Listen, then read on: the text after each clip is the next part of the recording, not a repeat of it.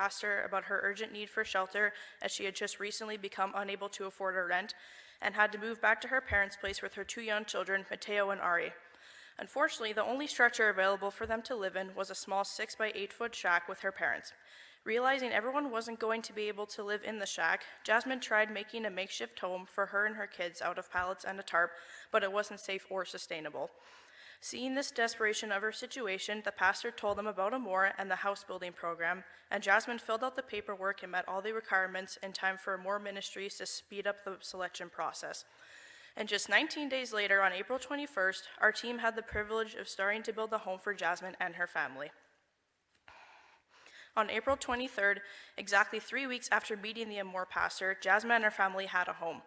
Now this is pretty special because normally it takes about 3 to 6 months to get a house, even after you have all the requirements and everything. A new home for the Felixes will allow them more space for their family, security, and better living conditions overall.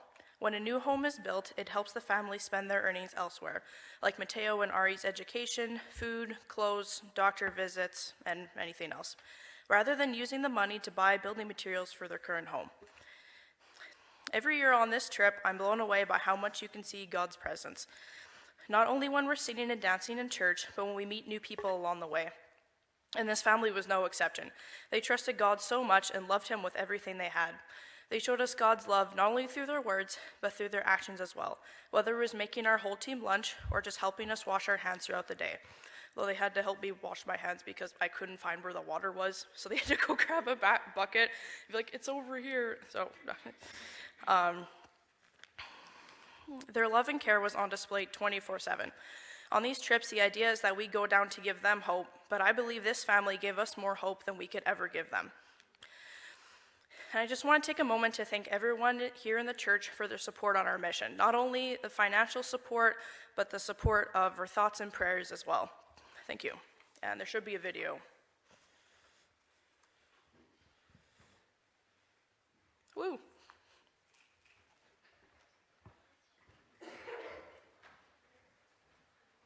We're building a house! La casa! It's almost finished, La eh? familia! And what happens on the first day? Well, the first day, we just arrive, we connect with the family, and we ask them where do we want the windows, the door, and how do they want their house to be built.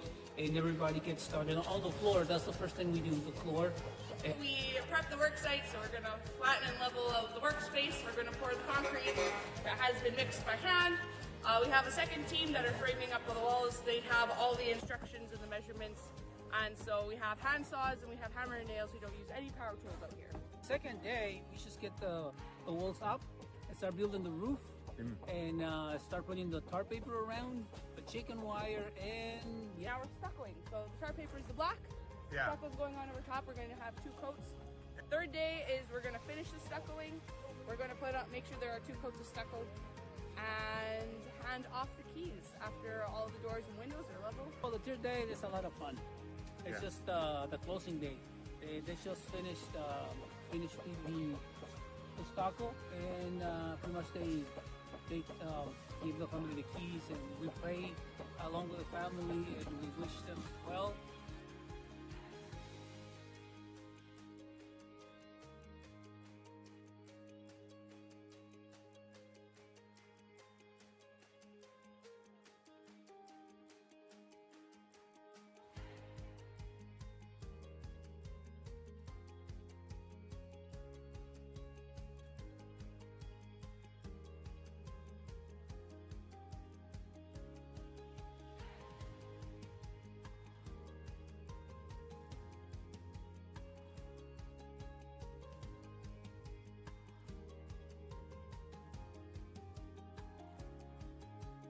And so what do you think this means for the family?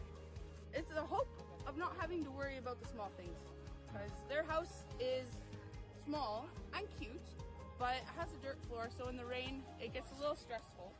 And security, like knowing that like when they go to sleep tonight, they can sleep in a place that's locked and it's not going to blow over. For the people that they need help, it's like a big blessing. I remember when I got mine, and it was like a big blessing. So I think that for every family that get a house like this one, it's just a big blessing from heaven.